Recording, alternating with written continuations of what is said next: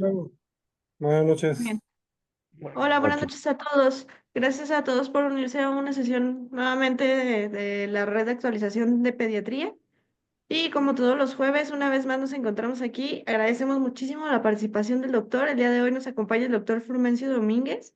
Él es egresado de la medicina de la Benemérita Universidad Autónoma de Puebla, pediatría en la Secretaría de Salud del Gobierno del Distrito Federal y medicina del enfermo pediátrico en estado crítico en el Centro Médico Nacional 20 de noviembre ISSSTE.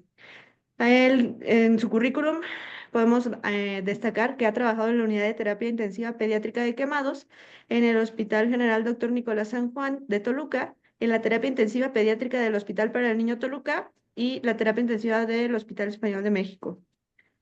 Así que el día de hoy nos va a acompañar y nos va a brindar un gran tema que es sepsis en el paciente pediátrico quemado. Muchísimas gracias, doctor. Puede comenzar. Hola, ¿qué tal? ¿Cómo están todos ustedes? Les agradezco mucho la invitación y el placer de que estemos juntos un ratito. Espero no aburrirlos. Disculpen un segundo.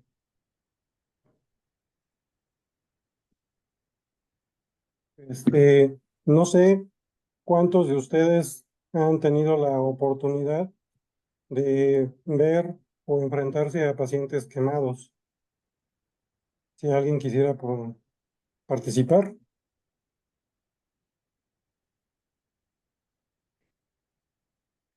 En sus hospitales a donde se encuentran habitualmente tienen pacientes quemados.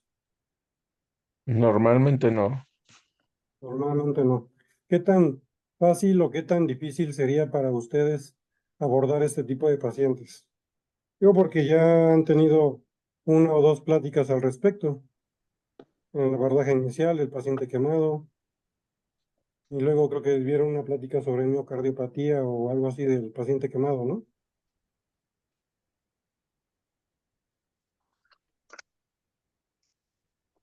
Sí, ¿Alguien? así fueron temas que vimos previamente. Pues, por ejemplo, ya en el Hospital del Norte realmente es muy extraño que podamos atender a los pacientes, ya que no contamos con infraestructura. Entonces se mandan, depende de las características, pues se mandan a otra unidad, sobre todo pues atención de quemados en el niño poblano. Ok. Bueno, el paciente quemado como tal, pues tenemos que tener en cuenta, y como ya lo han visto previamente, un paciente de politrauma. Y desafortunadamente es uno de los traumas más importantes a los cuales una persona o un ser humano puede estar expuesto. Vamos a repasar un poquito acerca de la piel.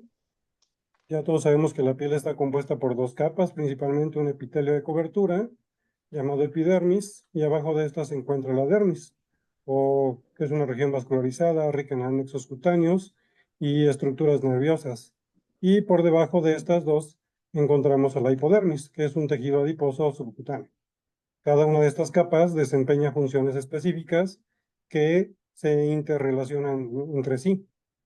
Al final de cuentas, la epidermis o capa córnea pues es la más externa, mide alrededor de 120 a 200 micros de espesor, y sin embargo, pues la epidermis infantil puede ser entre un 20 a 30% más delgada que en el adulto. El 95% de las células que la conforman son los queratinocitos, pero existen otras poblaciones celulares como los melanocitos, que es el sistema pigmentario de la piel, las células de Langerhans, que tienen función inmunológica, y las células de Merkel, que tienen función sensorial. La dermis está encargada de dar soporte, resistencia y elasticidad, y su espesor es variable, siendo esta zona más delgada en las manos y en las plantas de los pies. Contiene elementos celulares como fibroblastos, macrófagos, linfocitos y mastocitos, además de una elevada cantidad de fibras de colágeno, elastina, fibronectina, hialuronatos y reticulina. A la dermis, como ya vieron previamente, se divide en dos capas. La más superficial, o estrato papilar, está compuesto por tejido conjuntivo. Su superficie forma papilas en las que se encuentran masas capilares que transportan nutrientes a la epidermis. Contiene delgadas fibras de colágeno, numerosos receptores sensoriales, terminaciones nerviosas y vasos linfáticos. Por debajo se encuentra el estrato reticular, formado por fibras de colágeno gruesas, siendo el colágeno tipo 3 el más abundante. Además, encontramos a la matriz extracelular, que ofrece soporte mecánico y bioquímico a las células de su alrededor y participa de manera importante en el proceso de cicatrización de las heridas. Por debajo de la epidermis vamos a encontrar el tejido celular subcutáneo o hipodermis y actúa como aislante, manteniendo el calor corporal como reservorio de energía, ayuda a la producción de hormonas como el estrógeno, la leptina, provee protección a los músculos, huesos y órganos al absorber impactos, permite el desplazamiento y movilidad de la piel sobre planos profundos, proporciona soporte a los vasos sanguíneos y nervios que pasan desde los tejidos subyacentes hasta la dermis. En este nivel se originan los folículos pilosos y las glándulas sudoríparas. Entonces, como podemos ver, la piel realiza diversas funciones complejas.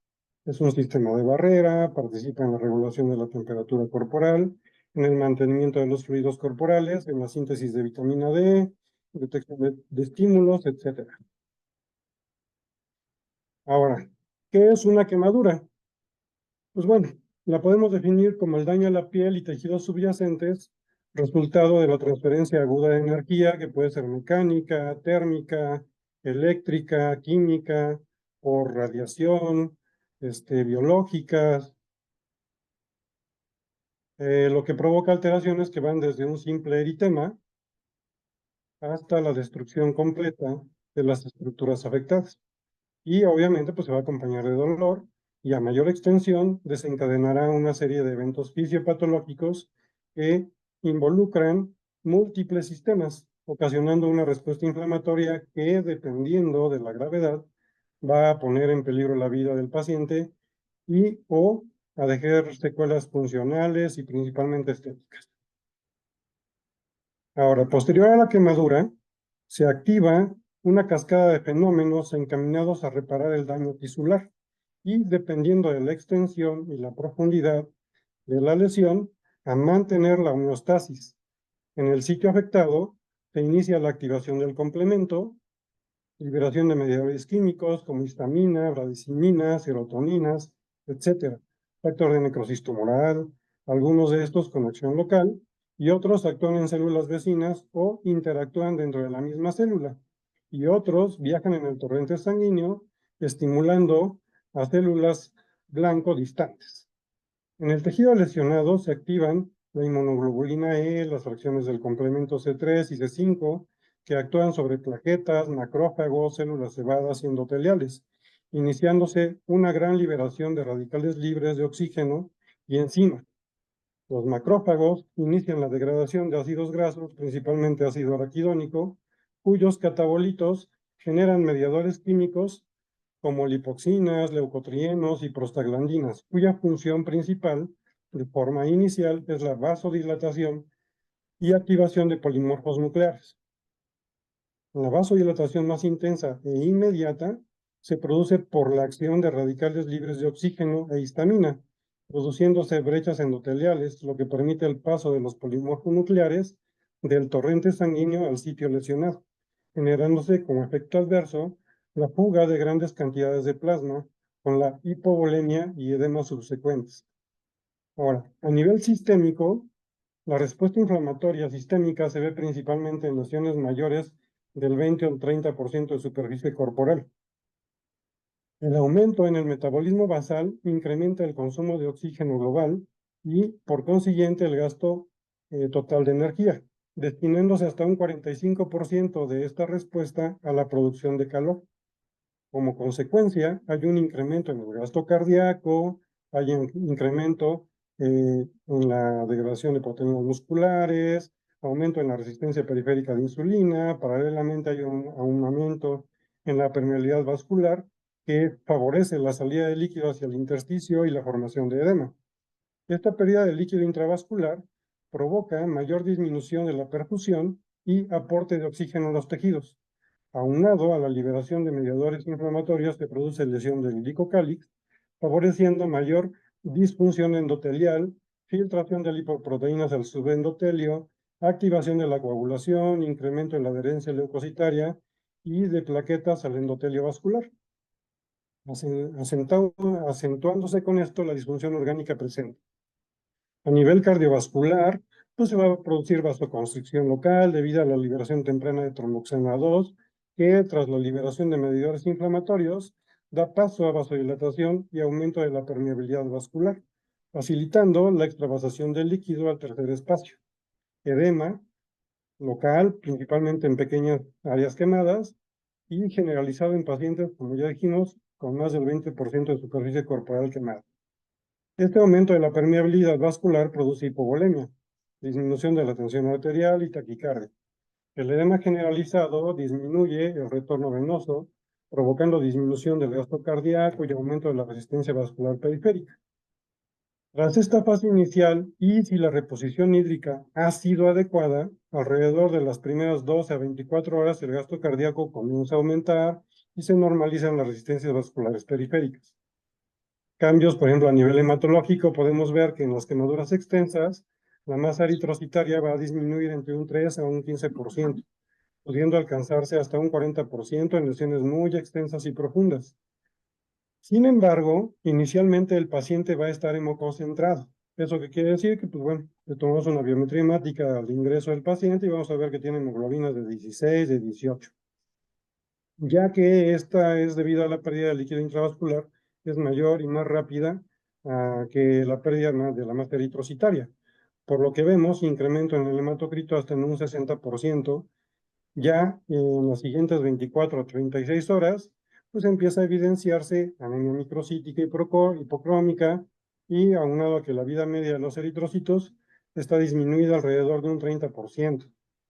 La activación del complemento y la cascada de la coagulación produce trombosis en la microcirculación, aglutinación de los glóbulos rojos con estasis y hemólisis intravascular, hiperfibrinolisis, alteración en la coagulación, secundaria trombocitopenia y depresión y o síntesis inadecuada de los factores de coagulación, pudiendo evolucionar a coagulación intravascular diseminada. Es habitual encontrar trombocitopenia en ese tipo de pacientes, pero generalmente no es necesario transfundir concentrados plaquetarios o aféresis, ya que la funcionalidad de las que quedan pues, es bastante buena. En el sistema renal podemos encontrar disminución del gasto cardíaco, o sea, secundaria a la disminución del gasto cardíaco, pues hay disminución de la filtración glomerular. Esto va a provocar una situación de oliguria que puede conducir obviamente a lesión renal. Y recordemos que durante el choque inicial se produce hemólisis aguda por destrucción de los eritrocitos con el calor o por la disminución de la vida media de estos, lo cual conlleva la formación de depósitos de hemoglobina en el túbulo renal, tapándolo, provocando necrosis y finalmente lesión renal aguda. En el caso de las quemaduras eléctricas, pues bueno, obviamente se produce rabdomiólisis y los depósitos de hemoglobina se ven incrementados, con restos de mioglobina, aumentando el riesgo de lesión renal. Cambios que se pueden presentar en el aparato respiratorio, pues bueno, cuando los pacientes inhalan dióxido de carbono, se produce desplazamiento del oxígeno de la hemoglobina, produciéndose carboxihemoglobina, disminuyendo el aporte de oxígeno en los tejidos, y pues bueno, se ha evidenciado mayor desprendimiento del glucocálix en pacientes con lesión por inhalación y o con una superficie corporal quemada mayor del 30%. ¿Qué cambios se van a presentar a nivel gastrointestinal? Pues bueno, como este se va a encontrar hipoperfundido por la hipovolemia inicial, hay un alto riesgo de desarrollar ilio, paralítico, atrofia de la mucosa, llevando todo esto a translocación bacteriana, siendo el principal foco de sepsis y falla orgánica múltiple en los pacientes quemados. Además, se pueden provocar úlceras de Curling, por lo que están indicados los protectores de la mucosa gástrica, inhibidores de la bomba de protones. Además, pues bueno, deberá de colocarse una sonda nasogástrica o derivación en las primeras horas como medida de descompresión gástrica. Hay que vigilar el sangrado del tubo digestivo e iniciar de forma temprana soporte nutricional para evitar la proliferación bacteriana. Ahora bien, los cambios en el sistema endocrino metabólico, pues bueno, durante el shock inicial, los tejidos se van a encontrar hipoperfundidos debido a la hipovolemia. lo que genera acidosis metabólica y exceso en la producción de ácido láctico. Los cambios metabólicos posteriores a la lesión por quemadura van a ocurrir en dos patrones distintos de regulación metabólica, ¿sí? La fase E o hipodinámica generalmente se presenta en las primeras 48 a 72 horas y se va a caracterizar por una intensa actividad simpática y liberación de catecolaminas, generándose vasoconstricción, disminución del gasto cardíaco, hipoperfusión tisular, disminución en el transporte y consumo de oxígeno, además de una menor tasa metabólica, con el consiguiente aumento de la glicemia, lactato, liberación de ácidos grasos, aumento del metabolismo y disminución de la temperatura corporal. Alrededor del quinto día de la lesión, más o menos, inicia la fase flow, y esta se caracteriza por un estado hiperdinámico. Hay incremento de la temperatura corporal, aumento del consumo de oxígeno y glucosa para tratar de satisfacer las necesidades del organismo. Se produce proteólisis, lipólisis, glucogenólisis, gluconeogénesis, provocándose finalmente un aumento en la producción de dióxido de carbono, hiperglicemia, aumento en la resistencia periférica a la insulina también. Es importante mencionar que la respuesta hipermetabólica se presenta principalmente en pacientes con una superficie corporal quemada mayor o igual al 20%. Y el consumo energético puede ser incluso arriba del 140% cuando la lesión está expuesta y disminuye de forma gradual una vez que ha sanado. Es importante recordar para todos nosotros que esta respuesta de hipermetabolismo puede prolongarse hasta 36 meses después de que las quemaduras han cicatrizado. Por lo tanto, y debido a este estado hipermetabólico, la fiebre y la taquicardia en el paciente quemado en las primeras 48 a 72 horas por la lesión es esperada y no debe de considerarse un criterio de infección, ya que es debido a la quemadura misma. Y por lo mismo no se usa no se recomienda el uso de antibióticos sistémicos en las primeras 72 horas. Eso lo vamos a ver un poquito más adelante, ¿no? Ahora, hace 6 décadas, las principales causas de mortalidad en el paciente quemado pues, era el shock hipovolémico y la lesión renal aguda secundaria. Con el paso del tiempo, la balanza se fue inclinando hacia el otro lado y gracias a la mejoría gradual en la comprensión de la fisiopatología del paciente quemado, al surgimiento de nuevos esquemas de reanimación hídrica, al soporte nutricional, a la aplicación de diferentes técnicas quirúrgicas, al desarrollo de sustitutos biosintéticos de la piel, al manejo de este tipo de pacientes se ha ido perfeccionando y la supervivencia es cada vez mayor, al igual que su calidad de vida. Sin embargo, en los últimos 20 años la balanza se ha inclinado al contrario, porque la principal causa de muerte ha sido la sobrecarga hídrica y no nada más en el paciente quemado, en cualquier tipo de paciente en estado crítico, recordemos que el agua en exceso mata. Y después del quinto día de la lesión, si este paciente gran quemado ha sobrevivido gracias a la restitución hídrica, pues bueno, el problema principal van a ser los infecciosos, los procesos sépticos. Entonces, como pudimos darnos cuenta pues, en la primera parte de la charla, las quemaduras generan una gran respuesta, tanto local como sistémica, generando cambios muy importantes en la fisiología normal de los pacientes. Hipovolemia, alteración del gasto cardíaco, mala distribución del flujo sanguíneo en los diferentes lechos capilares y órganos, hipermetabolismo, disminución del aclaramiento pulmonar, inmunosupresión, etc. Y si a esto le agregamos la destrucción de la primera barrera física que tenemos, pues la piel, con la consiguiente pérdida de la protección mecánica y bioquímica inmunológica local, además de la producción de exudado rico en proteínas y la presencia de tejidos desvitalizados en el área de la quemadura, pues todo esto en conjunto constituye un medio de cultivo ideal para los microorganismos, pudiendo considerar a todo este conglomerado como factores intrínsecos relacionados a la quemadura. Más aparte, no olvidemos factores extrínsecos relacionados con el tratamiento, como son la inmovilización prolongada de algunos pacientes, la exposición a dispositivos invasivos, cánulas endotraqueales, catéteres, sondas vesicales, líneas arteriales, el tiempo de permanencia de cada uno de estos dispositivos, la exposición del paciente a la flora nosocomial, eh, ventilación mecánica, etcétera, la resistencia microbiana de cada una de las instituciones en las que laboramos. Pues bueno, con toda esta combinación de factores de riesgo, es fácil visualizar que en cualquier momento puede presentarse invasión bacteriana al torrente sanguíneo, asumiendo un carácter sistémico. Ahora,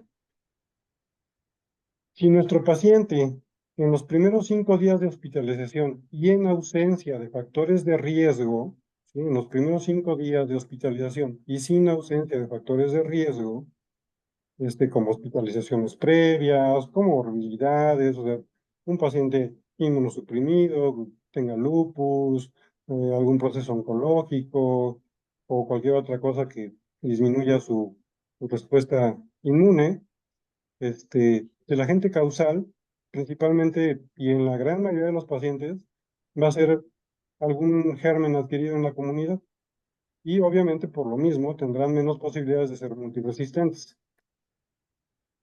Ahora, debemos recordar que en la mayoría de los pacientes quemados existe un patrón de evolución en el tiempo de la colonización de las quemaduras. En la primera semana, la colonización de la piel se debe principalmente a bacterias comensales gram positivas de la piel, obviamente, mientras que las bacterias gram negativas del tubo digestivo del paciente, como pseudomonas, van a aparecer con más frecuencias entre la segunda y tercera semana de la quemadura, debiendo además tomar en cuenta la exposición a la flora hospitalaria y, por lo tanto, la posibilidad de multiresistencia. Puede haber infecciones micóticas por hongos o por virus, sí, también, pero habitualmente aparecen posterior a la tercera semana de la quemadura, cuando el sistema inmunológico del paciente se encuentra más comprometido y más le agregamos el uso indiscriminado de antibióticos de amplio espectro. Entonces, ¿cuándo vamos a sospechar o a corroborar la colonización de una herida por quemadura? Pues bueno, con la presencia de microorganismos en bajas concentraciones, con menos de 10 a las 5 unidades formadoras de colonia por gramo de tejido, podemos en la superficie de la quemadura sin infección invasiva. Ahí vamos a hablar de colonización. Cuando hablamos de infección de la herida, pues bueno, cuando hay presencia de microorganismos en altas concentraciones, o sea, más de 10 a las 5 unidades formadoras de colonias por gramo de tejido, tanto en la herida como en la escara, sin infección invasiva. Cuando hablamos de infección invasiva, bueno, previamente aquí en la infección de la herida, cabe mencionar que el cambio de colonización a infección va a depender de 3 parámetros: la defensa del huésped, la virulencia del microorganismo y el nivel del inóculo bacteriano. Y si se reduce el inóculo, por ejemplo, con aseos quirúrgicos o con la cobertura adecuada de las lesiones, pues se contribuye en gran medida a prevenir el proceso infeccioso. Ahora sí, ¿cuándo vamos a hablar de una infección invasiva? Pues bueno, clínicamente vamos a ver cambios en la coloración de la herida, una rápida separación de la escara o de los apósitos colocados, va a haber pérdida o lisis de los injertos. Aquí, obviamente, pues ya hay invasión del tejido sano subyacente y el cultivo cuantitativo de tejido va a reportar concentraciones bacterianas mayores de 10 a las 5 unidades formadoras de colonias por gramo de tejido, además de que puede haber presencia de datos sugestivos ya de alteración sistémica. La celulitis de la herida, pues bueno, nos vamos a dar cuenta, la vamos a identificar cuando clínicamente haya presencia y progresión del eritema, induración, calor y dolor en la piel sana ubicada alrededor de la quemadura o del sitio donante, cuando hay una donación de autoinjerto cutáneo. También va a haber presencia de altas concentraciones de bacterias, igual, más de 10 a las 5 unidades formadoras de colonias por gramo de tejido, y esta celulitis va a ser comúnmente causada por Staphylococcus aureus o Streptococcus pyogenes. Bueno, vamos a hablar de una infección necrotizante o fascitis, pues bueno, pues esto ya es una infección invasiva, es agresiva, hay presencia de necrosis tisular y obviamente pues va a haber datos clínicos de afectación sistémica. Eh, como ya vimos, los factores extrínsecos a los cuales está expuesto un paciente, por ejemplo, los dispositivos invasivos, como es la infección del sitio de la inserción de un catéter venoso central o de una línea arterial, pues bueno, nos vamos a dar cuenta si alrededor de 2 centímetros del sitio de inserción va a haber eritema, induración, dolor, calor o presencia de secreción purulenta. La colonización del catéter, pues la vamos a sospechar cuando hay un cultivo cuantitativo de un segmento del catéter, o sea, de la punta del catéter. Y este va a reportar crecimiento de algún microorganismo, pero no habrá bacteremia concomitante. Cuando hablamos de bacteremia o bacteremia relacionada al catéter, pues esta se va a diagnosticar por el aislamiento del mismo microorganismo en el hemocultivo y en el cultivo de un segmento del catéter.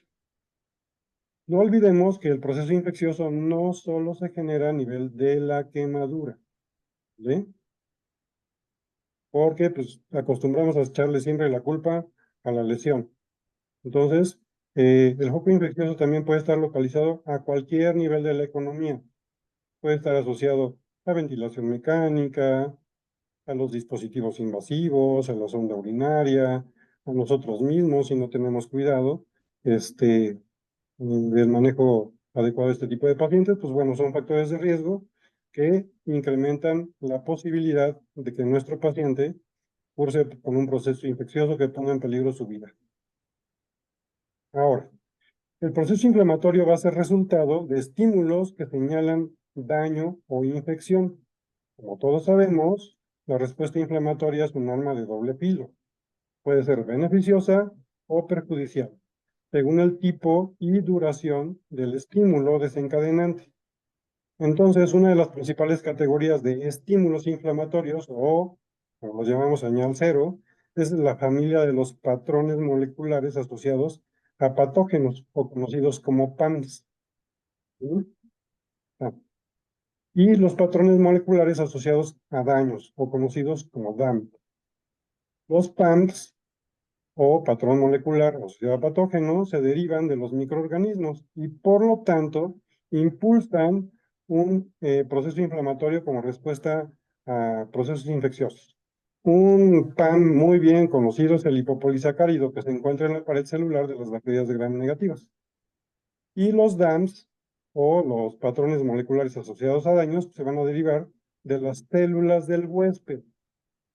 En la escala recordemos que va a haber ya células muertas, epitelio muerto o células que están muriéndose, o incluso en las zonas que no se han perfundido adecuadamente por una mala restricción hídrica, pues van a ser zonas que van a evolucionar hacia la profundización, a la extensión de la zona quemada y a la apoptosis. También esos DAMs están asociados a productos liberados por las células en respuesta a señales como la hipoxia, y entonces los DAMs, como se derivan de materiales del huésped, también inducen una respuesta inflamatoria, pero esta va a ser estéril, o sea, no es asociada a infección. Entonces, la sepsis se desencadena por el contacto con patrones antigénicos moleculares derivados de infección microbiana, o PAMS, o por el daño tisular que va a interactuar con los receptores de las células del hospedero, dando lugar a una cadena de eventos que involucra citocinas, complemento, factores de coagulación, etcétera, lo que va a evolucionar o va a llevar al paciente a que evolucione a una falla orgánica múltiple y a la muerte. Entonces, pues bueno, hasta el momento ustedes estarán pensando, pues sí, todo muy bonito, todo muy rico, pero ¿y cómo hago el diagnóstico de sepsis en el paciente quemado? Pues bueno, desafortunadamente los procesos infecciosos o sépticos son eventos esperados en los pacientes quemados. Sabemos que pueden presentarse. Lo malo es que no sabemos cuándo lo van a hacer y por lo tanto debemos estar pegados a nuestros pacientes para identificar en qué momento está presentando el proceso infeccioso, el proceso séptico, y así establecer un manejo oportuno. Ya vimos que el paciente quemado puede estar febril, puede estar taquicárdico, puede estar polimnéico, puede tener datos de respuesta inflamatoria sistémica, pero no estar infectado, lo que supone un problema, un gran problema para el médico, ya que los indicadores tradicionales que en cualquier otro paciente nos ayudarían a identificar un proceso infeccioso potencialmente grave, pues repito nuevamente, puede ser una parte esperada de la respuesta a la quemadura. Entonces, pues bueno, clínicamente hay alarmas o marcadores que nos alertan de que algo le está pasando a nuestro paciente, de que algo anda mal, se ve malito.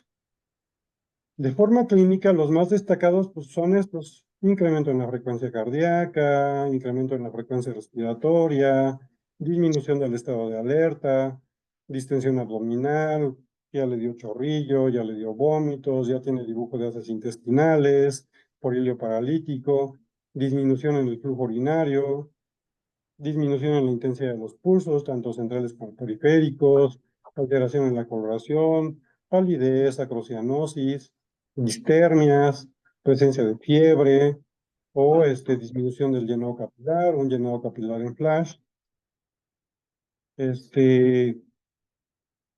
Todos estos datos clínicos se van a encontrar alterados desde el inicio de la quemadura, resultado de la respuesta inflamatoria sistémica secundaria a esta injuria. Y la alteración en estos datos clínicos se va a mantener así durante mucho tiempo. Entonces, todos los datos, principalmente los clínicos ya mencionados previamente, se manifiestan desde las primeras etapas de la quemadura y ya habitualmente se perpetúan, lo cual genera, como ya dije anteriormente, un problema para el médico debido a que estos indicadores tradicionales que en cualquier otro paciente nos ayudan a identificar una respuesta inflamatoria sistémica y secundario a un proceso infeccioso potencialmente grave, pues en el paciente quemado están generados simple y sencillamente por la respuesta a la quemadura. En este estudio, digo, ya es un estudio viejito, del 2012, se evaluaron de forma retrospectiva las variables consideradas por los criterios de la American Board Association para identificar cuáles tenían una mayor correlación y significancia estadística más importante. El resultado del estudio univariado reportó que la temperatura, la frecuencia cardíaca, la resistencia a la insulina y la intolerancia a la vía oral principalmente, sí tenían valores significativamente estadísticos que podían orientar al médico a identificar un proceso séptico de manera temprana. Y debido a esto se han ido utilizando otro tipo de estrategias para poder apoyar el diagnóstico de sepsis, como por ejemplo la medición de biomarcadores como indicadores.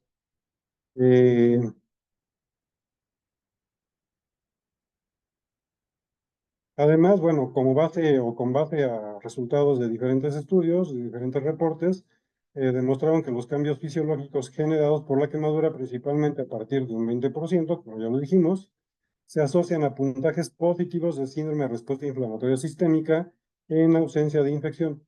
Y por lo tanto, el valor predictivo positivo de esta respuesta inflamatoria sistémica, pues es escaso.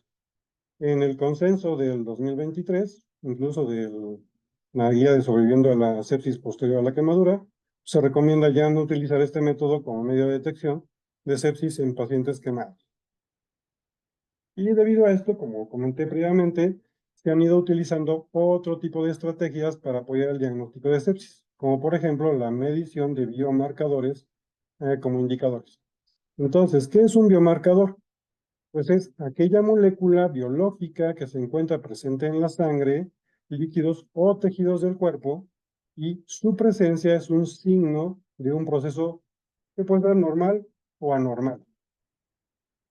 Un marcador ideal en sepsis debería de ser pues, fácilmente medible, rápidamente detectable, técnicamente sencillo de realizar, que no sea invasivo, que no sea caro, que sea capaz de marcar o de mostrarnos la evolución del proceso infeccioso, que evalúe la respuesta al tratamiento, que distinga entre una reacción inflamatoria y un proceso séptico. Y pues bueno, desafortunadamente creo que aún no tenemos un biomarcador con todas esas características. Biomarcadores, pues hay un montón, o sea, 60 o 70, o sea, muchísimos biomarcadores. Pero, eh, pues bueno, como ya les dije, sabemos que hay diferentes tipos de biomarcadores en sepsis, desde lipoproteínas de fase aguda, citocinas, receptores de membranas celulares, etcétera, y los cambios en sus niveles sanguíneos se desencadenan por la acción de patógenos sobre los receptores de las membranas celulares que pueden ser del sistema inmunitario o no, por fagocitosis de los microorganismos, por ejemplo, o por sus metabolitos en receptores intracelulares, o al estimular la secreción de receptores solubles. Entre los distintos biomarcadores de sepsis se encuentra la procalcitonina. Esta, pues, como todos sabemos, es una prohormona de la calcitonina que en las personas sanas solamente se produce en las células tiroideas tipo C, siendo prácticamente indetectable en la sangre. Pero en un episodio séptico bacteriano o fúngico, las citocinas con interleucina 6, interleucina 1, factor de necrosis tumoral alfa, estimulan la producción de procalcitonina en muchos otros tipos de células, musculares, adiposas, etc., incrementando rápidamente sus niveles, los cuales están relacionados directamente con la gravedad del proceso infeccioso y que además estos niveles disminuyen rápidamente con el establecimiento de una terapia antimicrobiana efectiva. ¿Eso qué quiere decir? Que mi procalcitonina puede estar bastante alta en el momento del diagnóstico del proceso séptico, inicio una terapia antimicrobiana adecuada y en 48, 72 horas esos niveles van a ser mucho menores. Y eso nos va a hablar de una adecuada respuesta al tratamiento que instituimos. Debemos recordar que el interferón secretado en respuesta a una infección viral inhibe la secreción de la procalcitonina. Entonces, debido al perfil cinético de la procalcitonina, al aumento importante que inicia dentro de las primeras 2 horas de la infección bacteriana, perdón, y que se dé posterior al control de esta, aunado a su cada vez más amplia disponibilidad en nuestros hospitales y a un costo relativamente bajo, es uno de los biomarcadores más utilizados, además de que ha demostrado tener una sensibilidad y especificidad bastante razonables mediante mediciones en serie. ¿A qué me refiero? Que pues bueno, en cuanto sea posible debemos de tomar una muestra basal y a partir de ahí cada 24, 48, 72 horas ir midiendo los niveles de procalcitonina para eh, evaluar la tendencia que está siguiendo en el paso de los días. Y entonces, pues bueno, ¿cuál guía, qué lineamiento es el bueno? ¿Cuál debemos de seguir para realizar un adecuado abordaje o diagnóstico terapéutico de la sepsis en el paciente quemado? Todos estamos acostumbrados a seguir casi militarizadamente las guías de manejo. ¿Son importantes? Sí, sí son importantes, claro. Y no las seguimos, pues obviamente muchos nos van a ver de reojo y nos van a decir, pues, de dónde estudió, de qué escuela salió, ¿no? Cosas así. Y si uno reza de memoria las dichosas guías, pues hasta nos van a aplaudir, es este güey sabe mucho, etcétera. Pero si leímos rápidamente el artículo de la campaña Sobreviviendo a la sepsis posterior a las quemaduras, en la introducción se menciona que originalmente la campaña Sobreviviendo a la sepsis se desarrolló para mejorar el desenlace de esta patología. Sin embargo, a pesar de que la sepsis es la principal causa de muerte actual después de la primera semana posterior a la lesión térmica, pues esta entidad, o sea, la sepsis, ha sido excluida de dichas campañas. Y si recuerdan, en las publicaciones iniciales, la campaña Sobreviviendo a la sepsis del 2008 y 2013, solo había un pequeño apartado pediátrico con algunas sugerencias de cómo realizar el abordaje diagnóstico y terapéutico del paciente séptico, pero de sepsis adquirida en la comunidad. Pero aún en las guías de Sobreviviendo a la sepsis, ya con el enfoque pediátrico, las nuevas guías del Phoenix, los pacientes quemados siguen siendo excluidos. Ahora, ¿a qué le llamamos sepsis. Con las definiciones actuales, la sepsis es una disfunción orgánica potencialmente mortal, causada por una respuesta disregulada del huésped a la infección. Y una disfunción orgánica se va a identificar cuando hay un cambio agudo en la puntuación total de la evaluación secuencial de la insuficiencia orgánica o SOFA, mayor de 2 puntos después de la infección. Y ustedes se preguntarán, ¿y por qué el SOFA y no el Phoenix? Pues bueno, desafortunadamente en la guía del 2023 de la campaña Sobreviviendo a la sepsis posterior a la quemadura, es el score que se utiliza para identificar un proceso infeccioso grave. No se ha evaluado el Phoenix porque pues, obviamente todavía no hay estudios que los validen. Sería interesante evaluarlo más adelante. La escala de SOFA va a proporcionar un conjunto de medidas ya bien definidas y objetivas que se han utilizado para describir la disfunción de sistemas orgánicos como el cardiovascular, el respiratorio, el neurológico, coagulación, hepático y renal. Y aunque no se abordan sistemas orgánicos como el gastrointestinal, el endocrino, el dérmico, bien sirve como un punto de partida para sospechar la instalación de un proceso infeccioso. Entonces, debido a los importantes cambios fisiológicos que ya hemos repetido muchas veces, que ocurren durante el choque inicial posterior a la quemadura y el hipermetabolismo subsecuente, los criterios tradicionales para identificar un proceso séptico no son totalmente aplicables, principalmente dentro de las primeras 72 horas, por lo que datos clínicos como la intolerancia a la vía oral, distensión abdominal, presencia de hilio, vómitos, diarrea importante, cambios clínicos en el aspecto de la lesión, variabilidad en la glicemia, principalmente presencia de hiperglicemias, sin estar cursando con diabetes mellitus, por ejemplo, o diabetes tipo 1. Todos estos cambios comúnmente se asocian a la presencia de sepsis en el paciente quemado y debemos obviamente estar al pendiente. Pero si tenemos pacientes que se estabilizaron, se les proporcionó una adecuada restitución hídrica. Si están taquicárdicos, puede ser que estén hipertensos, pero se habían mantenido eutérmicos y de repente tienen temperaturas por debajo de 36.5 o por arriba de 39 grados centígrados, empiezan con distermias, aguas. Eso nos tiene que alertar porque ya no es normal. Y mi paciente había estado con su frecuencia cardíaca en una percentil 90 y así la había mantenido en los primeros 5 días y de repente empieza a tener taquicardias, aunque esté dormido, aunque no tenga procesos dolorosos, también nos debe de alertar a que obviamente algo le está pasando.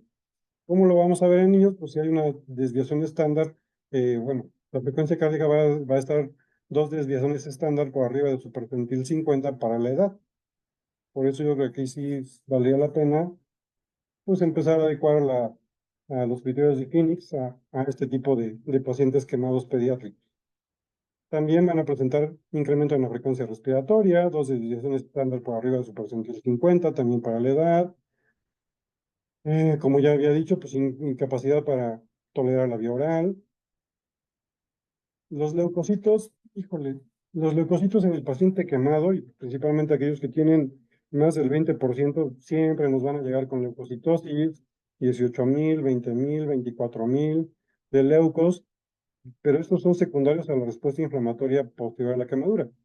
Lo que sí se ha evidenciado es que la trombocitopenia, la disminución en la cuenta plaquetaria, por debajo de 100,000, principalmente 3 días posteriores a la restitución hídrica, pues es un dato de alarma y que nos puede orientar a que está iniciando o cursando ya con un proceso infeccioso grave. El incremento de lactato, 2 milimoles por litro, mayor de 18 miligramos por decilitro. Como ya vimos, el incremento en la procalcitonina, mayor o igual a 2 nanogramos por mililitro desde el nivel inicial. Por eso es importante tener mediciones secuenciales y pues, trastornos en la glicemia. Si recordamos 2 diapositivas previas, pues estaba la escala de SOFA, que evalúa muchos órganos. Y por lo mismo se decidió más adelante hacer un TOFA abreviado, que fuera más práctico y que fuera muy rápido para evaluar y sospechar sepsis en el paciente quemado. Y estos son los criterios del Quick TOFA.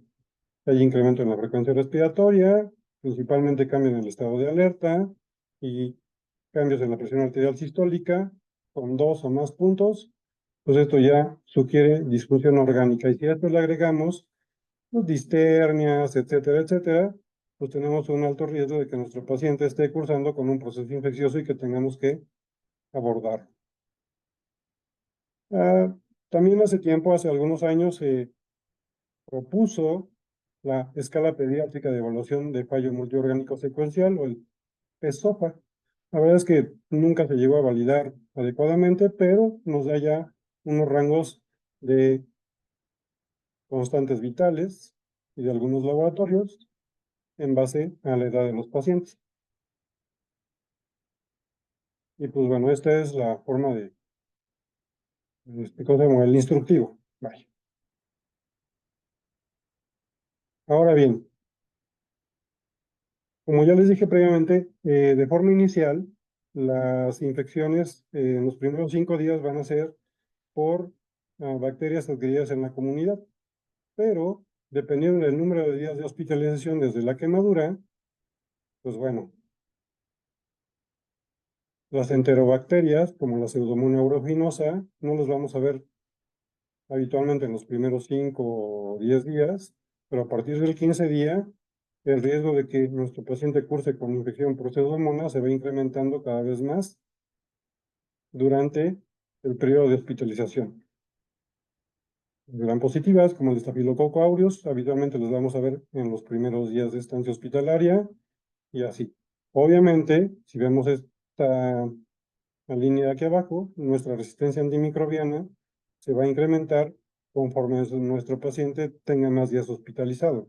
¿Por qué? Porque va a estar expuesto a flora nosocomial multidrogoresistente. Y entonces, pues bueno, las heridas por quemaduras suelen ser estériles inmediatamente después de la lesión. Y esto lo comento porque en cuanto llega un paciente quemado, casi siempre, aparte de iniciar la restitución hídrica, le colgamos el antibiótico, e incluso a veces doble antimicrobiano. Sin embargo, pues bueno, al final de la primera semana de admisión, más del 90% de estos pacientes están, o de estas lesiones, están colonizadas por bacterias. Esta colonización puede conducir a una infección local o sistémica y el antibiótico ideal a utilizar es aquel que penetre rápidamente al sitio de la infección, que sea bactericida, que no sea tóxico, que no altere el patrón de resistencia de otros microorganismos. Y pues bueno, creo que todavía no tenemos un antibiótico así. Por lo tanto, el uso de antibióticos debe tener en cuenta a qué microorganismos se va a dirigir. Y debemos seleccionar la molécula con mayor eficacia antibacteriana para lograr una concentración adecuada en el sitio de infección, obviamente lo suficientemente alta como para producir la lisis bacteriana, o sea, que tenga un efecto bactericida. La utilidad de la profilaxis antimicrobiana para disminuir las infecciones y la morbilidad asociada a la herida por quemadura ha sido ampliamente estudiada, pero pobremente demostrada. O sea, ¿qué quiero decir con esto? Que no está indicada la profilaxis antimicrobiana, salvo algunas excepciones.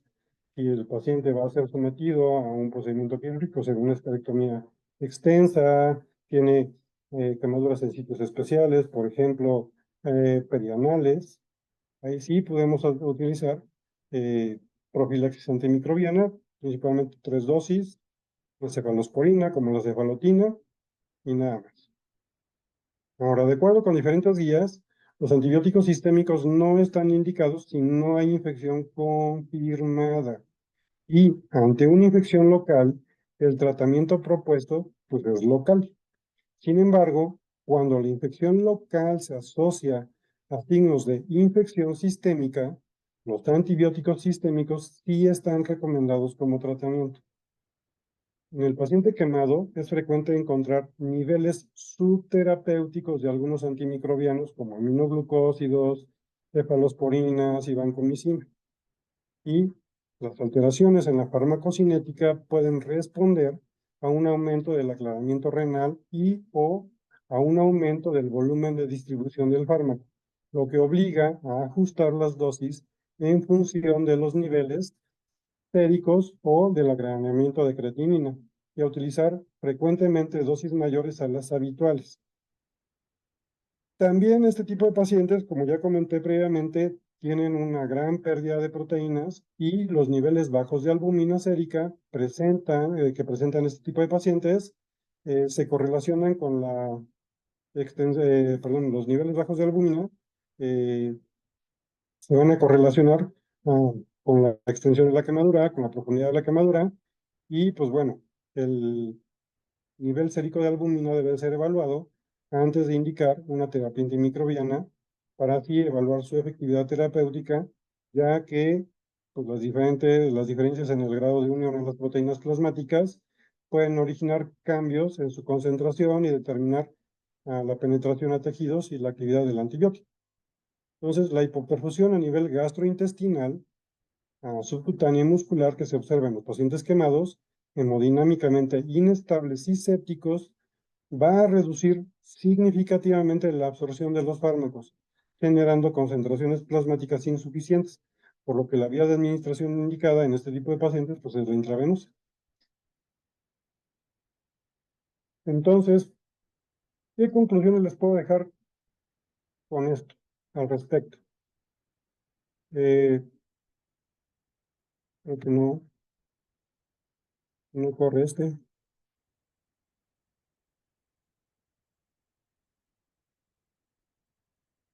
¿Mande?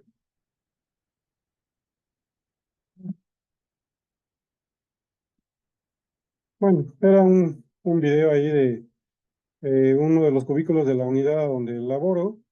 Y si nos damos cuenta, pues bueno, la protección en las medidas de protección al paciente quemado, pues tratamos de seguirlas lo mejor posible, ¿vale? Lavado de manos en los 5 momentos, limpieza adecuada del cubículo, una buena alimentación, cuidado de los dispositivos invasivos. Eh, ¿Por qué? Porque cuando hablamos de sepsis en el paciente quemado, debemos de entender y nos debe de quedar muy claro que estamos hablando de una infección nosocomial. Y en este sentido, tenemos que ser bien congruentes de que tenemos que establecer las medidas preventivas necesarias, y ninguna es suficiente, para evitar este tipo de situaciones, que obviamente ponen en peligro la vida de un paciente. Y aunque los datos clínicos de laboratorio y o gabinete suelen ser útiles en este tipo de pacientes, pues el médico cuidadoso debe de reconocer oportunamente un proceso infeccioso potencialmente mortal. ¿Y eso cómo lo vamos a hacer? Pues estando pegados a nuestros pacientes. También es importante que nos demos vueltas y platiquemos con bacteriología, y debemos de conocer la flora hospitalaria en el lugar donde cada uno estamos, y debemos de conocer el patrón de resistencia, para entonces así realizar una elección antimicrobiana empírica inicial lo más adecuada posible.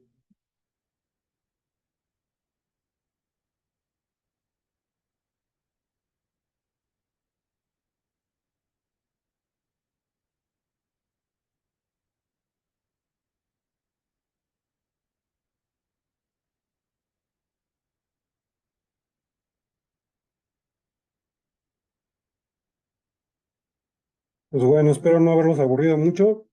La verdad, es un tema muy árido el abordar un proceso séptico en el paciente quemado. Es otro mundo completamente diferente a lo que estamos acostumbrados a enfrentar. Y ustedes se preguntarán, ¿por qué no les puse un esquema antimicrobiano? Porque de alguna manera, por ejemplo, en el hospital a donde yo estoy, los gérmenes más comunes a los que nos enfrentamos y en cualquier publicación que ustedes encuentren, pues van a ser las pseudomonas o los gram negativos. Y entonces, pues bueno, habitualmente iniciamos manejos con cefepime-amica y esperamos a los reportes de los antibiogramas, a las sensibilidades para entonces adecuar el tratamiento. Pero más tenemos claro el patrón de resistencia y afortunadamente, pues bueno, aunque sí cursamos con procesos infecciosos, nuestra tasa de mortalidad es bastante baja o secundario a sepsis. Y si ustedes se dan cuenta, pues el manejo de un paciente quemado debe de ser multidisciplinario. Nutrición, fisioterapia y rehabilitación, anestesiología, medicina crítica, el personal de enfermería, psicología, no nada más para el paciente, sino para su entorno familiar. Muchísimas gracias. Gracias, doctor.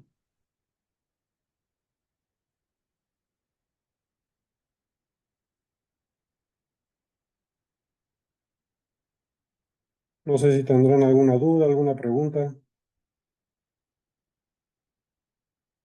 o no quedó nada claro.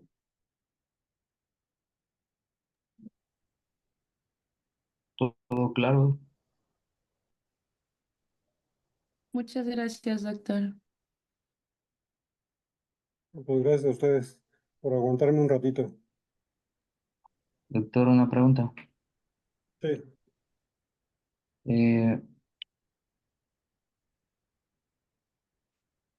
la, mm, estas proteínas de inflamación como la procalcitonina y el PCR, en caso del PCR también podría servirnos para... eh, Ujú. Para hacer el diagnóstico para sospechas, sí, la verdad es que velocidad de sedimentación globular y PCR son muy inespecíficas en el paciente quemado. Probablemente en pacientes no quemados sean un poco más útiles, pero en el paciente quemado no. Ahora, no olvidemos que en cualquier paciente, ya sea quemado o no, lo que evaluamos son tendencias. Entonces, eh, si tenemos niveles basales de PCR normales y de repente se empiezan a incrementar, pues agua pasa por mi casa, ¿no? Algo le está pasando al paciente. Entonces, no debemos de clavarnos con un solo valor, ¿vale? Necesitamos evaluar tendencias. ¿Qué tendencia está siguiendo mi paciente en el transcurso de su hospitalización para poder ser muy quisquillosos? ¿Vale? Porque luego, pues, oiga, doctor, su paciente está taquicárdico, pues así lo usa.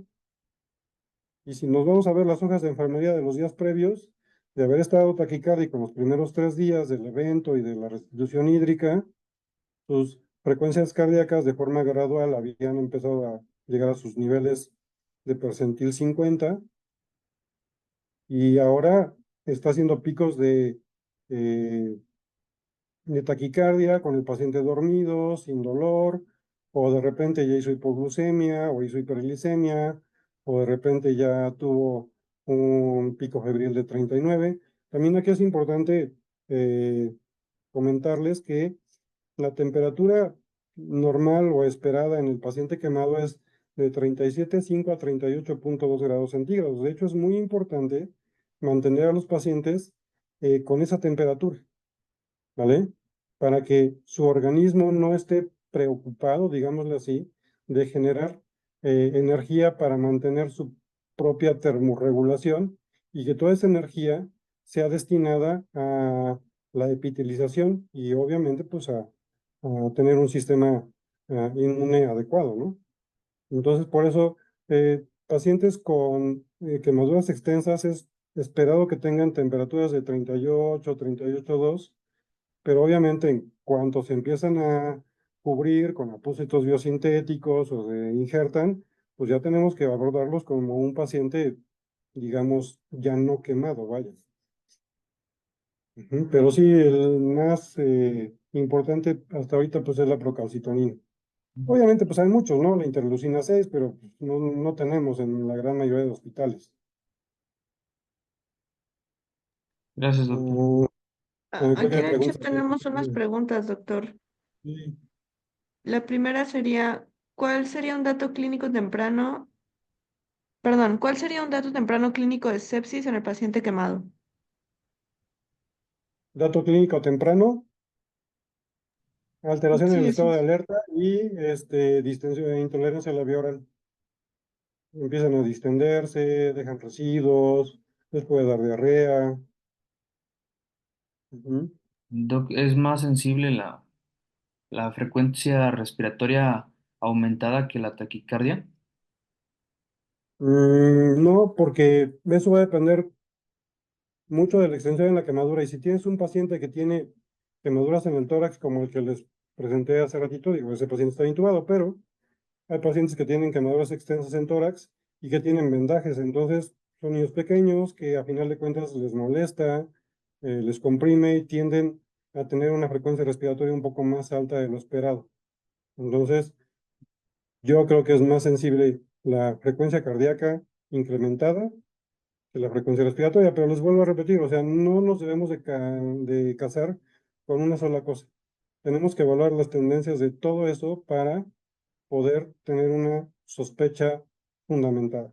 Y obviamente, pues bueno, pedirle sus laboratorios, su biometría hemática, estar al pendiente de las plaquetas, de los linfocitos.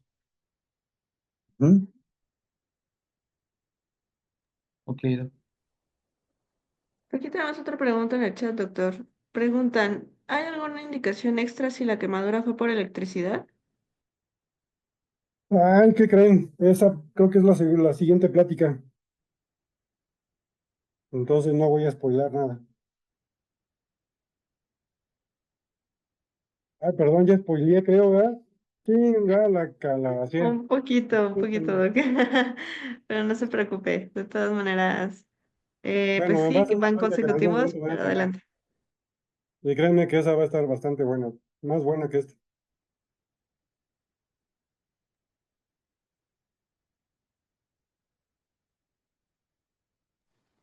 Y Pues pues parece que bueno, son yo todas espero las preguntas, doc. sí, la verdad, muchas gracias. Esto de los pacientes quemados es algo realmente complejo. Este, no le tengan miedo. Conforme empezamos a verlos, la verdad es que surge, ah, digámoslo así, lo voy a decir como mal, sí surge cierto feeling para poder abordar y sospechar este tipo de pacientes. ¿Vale? Son muy peculiares y como vieron en el pequeñito video que puse ahí, si estamos todos pegados, a los pacientes les va bien, porque incluso en nutrición llega y nos dice, oye, doc, ¿sabes qué? Mira, le está dando de comer a este niño y ¿qué crees? Se está echando unos, parece que comió, este, zorrillos. O sabes qué, mira, la popó huele así, o sabes qué, ya está siendo un poquito más disminuida en consistencia, o sabes qué, tiene náuseas, o llega la enfermera o la fisioterapia y rehabilitación, ¿sabes qué, doc? Mire, como que hay un olor así medio raro en el cubículo, o están en quirófano, pasan a hacer quirúrgicos y mismo cirugías, y ¿sabes qué, doc? Mira, tiene biofilm, estamos viendo esto, todos nos estamos echando la mano para tratar de sacar adelante a los pacientes y que se nos infecten lo menos posible. Pero si ustedes recuerdan la imagen que les puse del paciente que estaba boca abajo, pues es sumamente complicado, es muy difícil evitar que un paciente de estos curse con algún proceso infeccioso. En cualquier eh, punto de su estancia hospitalaria los va a tener. También tratamos de no abusar de los antibióticos y aquellos, hemos tenido pacientes que están un mes hospitalizados y desde que ingresan hasta que salen injertados no tienen ningún antibiótico. ¿Por qué? Porque estamos al pendiente de los pacientes, estamos evaluando tendencias, ¿vale? O sea, no estamos curando solamente laboratorios o cosas de gabinete, estamos viendo de manera integral a nuestro paciente y eso es lo que debemos hacer todos en cualquier tipo de paciente, o sea, en la consulta externa, donde sea. Vale, muchas gracias. Vale, bye bye. Bueno, muchísimas gracias, doctor, y gracias a todos por conectarse. Nos vemos la siguiente semana con un nuevo tópico de quemaduras. Perdón por la spoileada. No, no se preocupe, doctor.